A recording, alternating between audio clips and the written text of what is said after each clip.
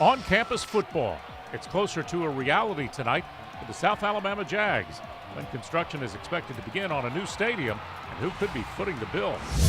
Children's safety is something not to be taken lightly. We must get this right. Guns in our classrooms. Alabama's governor announcing a program that would put weapons in the hands of school administrators. What our local schools are saying. Breaking the cycle. Tonight, we take a look at the revolving door with kids in and out of the court system. The program's available to help keep kids on the straight and narrow. NBC 15 News at 6 starts now. And we continue to cover big news we broke earlier today. After years of discussions, projections, and feasibility studies, it looks like an on-campus football stadium at the University of South Alabama is about to become a reality. NBC 15's Cassie Fambro joins us live on South's campus. Cassie, this is big news. Where will that stadium be built? Greg, we're actually standing just above where that stadium will be built. Now, it has to be approved tomorrow for them to be able to take the contracts that will eventually enable them to break ground. But that is in the works now, and that's the big news of today, that this is the first huge formal step towards getting that stadium. Now, I do want to show you some of the renderings that we were able to secure from the board meeting today that are absolutely incredible looking. They're concrete bank seats. There's going to be 25,000 of those seats when they do build it here on South Alabama's campus. The stadium itself should cost about $72 million, and while that might seem like a hefty price tag, that will not be footed by students, and that was one of the main things they really wanted to emphasize at this meeting today. Instead of being footed by tuition, city, county, and private donations and athletic funds will go towards it. We spoke with the president today, who wanted to really bring that point home. This will not involve academic dollars. That includes state dollars for academic purposes as well as tuition and fees.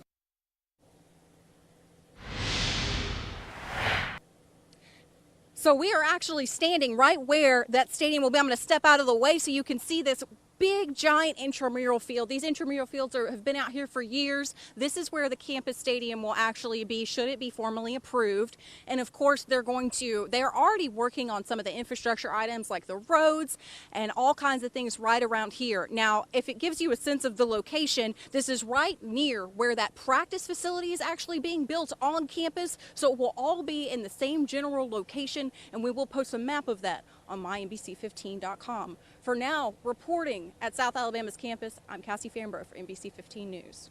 Cassie, big news, and several big names in football are in the Port City for the annual Larsh football preview. And South's new on-campus stadium, of course, has them buzzing tonight. Are we going to take a live look inside the Mitchell Center? Sports Director Lance Crawford will be joining us live at 6:23 inside the Mitchell Center live with more on tonight's banquet. Tonight, school systems across the state are deciding, will they allow school administrators to carry guns on campus beginning in the fall? Governor Kay Ivey announced the creation of the Alabama Century program yesterday, which paves the way for guns on campus. NBC 15's Andrea Ramey talked with our local school districts about how this program is being received. Andrea, what are they saying? Well, Greg, both Baldwin and Mobile counties say they're reviewing this plan, but if past public statements are any indication, don't look for administrators in either county to be carrying weapons. We can wait no longer. Now is the time to act. With the signing of this memorandum, Governor Kay Ivey yesterday created the Alabama Century program, an effort to address the epidemic of mass school shootings. The Alabama Century program will be established immediately. The program allows school administrators to volunteer for special training to use guns in schools that don't have a school resource officer. Right now in Mobile County, there are currently 13 school resource officers for 88 campuses. We must provide a way now for schools which do not have a resource officer to protect their students. While Baldwin and Mobile counties say they're reviewing the plan, superintendents for both counties have stated publicly in the past they're not for arming school personnel. I think that guns need to be in the hands of people who are really trained to use those guns. I'm not a proponent of arming educators. One of the requirements of the program is the thumbs up from the local superintendent, the school board, and the sheriff. Mobile County Sheriff Sam Cochran says he supports Ivy's move. I would be fine with doing that if they've gone through the training successfully. I think it's a pretty decent stopgap measure right now until the legislature and/or the federal government acts further. Sentries would have to pass a drug screening and mental evaluation and be sworn in as a Reserve County deputy. The gun would have to be kept in a biometrically secured safe. Ivy says the goal is to have armed administrators ready for the start of the school year. Everyone in our great state is united in the desire to protect our school children. Mobile County today said it will consult with local law enforcement and school board members before any decisions are made. Meanwhile, in Baldwin County, the superintendent and sheriff are actively working on a plan to have a law enforcement officer stationed at every single school. Greg? All right, Andrea, thanks. 2 men were shot yesterday on Trailwood Drive in West Mobile near the airport. Police say they were shot as they tried to kick in a door and break into a home. They were shot by the guy inside. Well, the next door neighbor told us those same men knocked on her door on Tuesday looking for drugs. She made it very clear she is not going to stand for this type of violence in her neighborhood. We could all learn from her words. We're not going to tolerate any drugs in this neighborhood. If you basically come looking for it, I'm going to call on you. LaShonda Williams lives next door to the home at the center of yesterday's shootout. Men exchanging gunfire in the middle of the day. And she is not shy about protecting her neighborhood. It's very upsetting because my main concern is these children. And I just want parents to know you got to be aware of what your children are doing, where they are, what they have going on, and be aware of who they're hanging around. That's my main concern is these children. Her insight didn't stop there. LaShonda Williams eloquently stating what her neighborhood, this community, and the nation desperately needs right now. I just want parents to be vigilant. Young people, if you're not doing anything, go get you a job, go get you a trade. Do something other than stand on the streets. But violence is never the answer. You need to find another way. Use your words, use your communication skills to get out whatever anger or disappointment that you may have. And I just want you young people to know it's not even worth it. Whatever your beef is, you find another rational way to work it out. Absolutely. But this is unacceptable.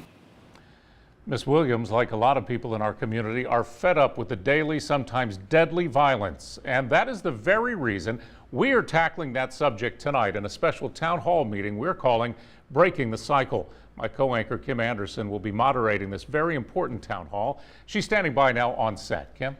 Hi, Greg. Ms. Williams there is a very great mother there, and we are tackling it. We're talking about violence among our youth. The numbers are skyrocketing. It seems like every time we look up, we're hearing about some teenager being arrested for some type of violent crime. We have an expert of panelists who are going to be here. We have a judge, we have mentors, we even have a teenage inmate who will be here talking about ways to get these kids off the streets, to keep them busy. Sometimes we know parents can fall short. They're not very good parents, and so who's supposed to take the slack? Does it come to the government? Does it come to the school system? There's a lot of questions here we're going to try to answer. We also want to answer your questions. We will have a phone bank standing by, so make sure that you call in. We will give you those numbers. The town hall Breaking the Cycle starts at 7 o'clock tonight. It will air live on our sister station, UTV 44. We will also stream it live on our website, mynbc15.com. Greg? All right, Kim, thanks. Well, new tonight at 6, she reported to police her 3-year-old son had been abducted. Police say she lied about the whole thing, and tonight she's facing charges. Melinda Robertson told Saraland police her ex-boyfriend stole her car with her sleeping child inside. After an Amber Alert was issued, they later found out it was not true. Police say the child was never abducted nor was in any danger. In fact, they found the child with family members. Robinson has been charged with filing a false report. Stay out of the water. It's not safe. That's what Mobile Baykeeper is saying after it tested the water and found high-level bacteria near the Fairhope Pier. More than 700 racers expected to compete in the annual triathlon in Fairhope this weekend. The swimming section now in jeopardy because of bacteria in the water. The water was tested twice more today, and they expect to have those results tomorrow. Once they are in, organizers for the triathlon will announce whether or not the swim portion will be included in that race. We are awaiting autopsy results after a man was found dead in a car today. Bay Minette police tell us the body was found just after 7 this morning in the parking lot of the Burger King there on McMeans Avenue in Bay Minette. No foul play is expected. As the investigation continues into how the man died, the identity of the deceased has not been released. Another faith leader is being accused tonight of sexually abusing young girls. 69-year-old Colin Galletley Jr. is facing child sex abuse charges. According to police, the incident happened in Irondale, just outside Birmingham, where Galletley serves as a deacon. Investigators believe there may be other victims. This guy was stopped before he did something even worse to these children. I describe Mr. Galletley as weird, creepy, and not normal as far as his inappropriate behavior with these children. A perfect description. Officials say Galletley is currently out of town. He is expected to turn himself in when he returns. Just last week, a Mobile pastor, Alvin McNeil, was sentenced to 30 years in prison for raping a child under the age of 12. An additional 20 years tacked on for sexual abuse of a different child. McNeil was found guilty of those despicable, cowardly crimes last month. A scam alert to tell you about tonight. Baldwin County officials are warning about scammers targeting local businesses. Scammers calling from out-of-state companies claiming to be selling local school sports sponsorships. Officials remind us, and this is important, schools will never use a third party to get sponsorships. In tonight's reality check, Mobile City leaders are putting a major emphasis on new projects centered around families and children. NBC 15's Nicole Fierro found out about the park projects your tax dollars are funding just in time for the summer season. She joins us now live in the Maysville community with the latest. Nicole. Yeah, Greg, I'm here at Harmon Park. This is a brand new playground that's soon to fill a major void for this Maysville community and right down the street for students at George Hall Academy. That students missing out on a place centered on fun and play. The sound of pure joy, funded by our tax dollars, fueled by community requests. I think a safe place for the kids to play is really important. It's the #1 priority parents in District 1 ask their councilman for year after year. They told me what they want. I'm just doing what they say they want. Today, there's new lights being installed around the Sage Park basketball hoops. The court created last year has attracted a crowd all around the clock. More kids out with the basketball goals out, and every Saturday they have the small Little League softball teams that come out. You see families getting together. It's more family oriented. It's the turnout funding another basketball court and revamped tennis and pickleball courts at Figures Park right now. Kids in West Mobile will be sliding from brand new Medal of Honor Park into their swim trunks before we know it. Next week, City Council is approving a contract for a brand new splash pad to complement the cool new park installed last year. This park is new and it's a great improvement to the area. I think it's brought in a lot of new kids and it's just a much better place to take them. Now, the funding for all of these different park projects, that comes from the Capital Improvement Fund. Each district has $3 million, and that's funded by our penny tax. Now, this is separate money from the city's funds for projects like building up dilapidated buildings or the fire departments we showed you before. That is totally separate. Live in the Maysville community, Nicole Fierro, NBC 15 News. Nicole, thanks. A new civil rights monument park could soon be coming to the area. Look at the plans the city of Pritchard has to make the proposal a reality. Right now, the large football preview is underway. Here's a live look at the event happening at the Mitchell Center on the USA campus.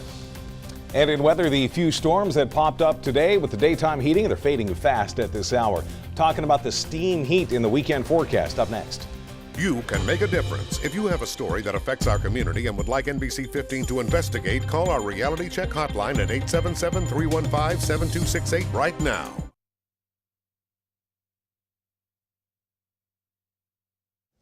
Like us on Facebook and check us out on Twitter to find out the latest on what's hot and what's not. Download the free NBC 15 weather app today. Sponsored by Hill Kelly Dodge Chrysler Jeep Ram. You're watching NBC 15 News with Kim Anderson, Greg Peterson, and Chief Meteorologist Chris Dunn. A civil rights monument park could soon be coming to Pritchard. Today, Pritchard's mayor unveiling a plan to bring the park to the area. He says the project will honor unsung heroes across the state of Alabama that were not recognized in the history books. History go years further back than what we noted in the history books. And so many stories are untold. And here's our opportunity now is to share the truth, the real story of our history. As of now, there is no word on when a groundbreaking could take place. Just after the stroke of midnight, the new red snapper season gets underway. Thousands going to be out on the water tomorrow for the first day. The newly extended snapper season will be a total of 47 days. Anglers can bring in the snapper on Fridays, Saturdays, and Sundays through September 3rd, all week during 4th of July. And as usual, there is a 2-fish limit per angler per day. And Chris, as far as the seas are concerned, tomorrow looks to be the best day of the first 3 of the season, right? I think they have to be, what, 16 inches long? I think 16 inches long. You can keep 2 fish per person, per angler, and actually the weather conditions look pretty good tomorrow. Coming up a little bit over the weekend, of course, to get to the really good spots where that yacht just passed by, my really good spot that's over there. To get to the good spots, you got to get out into the Gulf of Mexico. The sea's running about 2 feet tomorrow. Sun comes up at 5:51 a.m. And the beach cam shows the waves are still coming in at Gulf Shores, but a lot of folks enjoying a fine day on the beach. The rip current risk the next 3 days, yellow flags flying. That means a moderate rip current risk in our area beaches. And if you're heading out this evening, maybe walking the dog. That's just what Liz is doing right here, walking our dog, Delta, our service dog, as we're partnering up with Service Dogs of Alabama.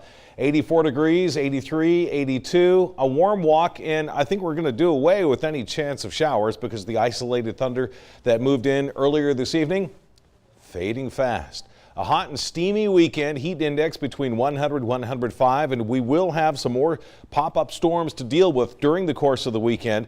Here's the pinpoint predictor. Not necessarily tomorrow. We may end up with 1 or 2 isolated spots tomorrow in the morning and midday hours, and then shifting well inland, say up towards Montgomery and Selma and Birmingham.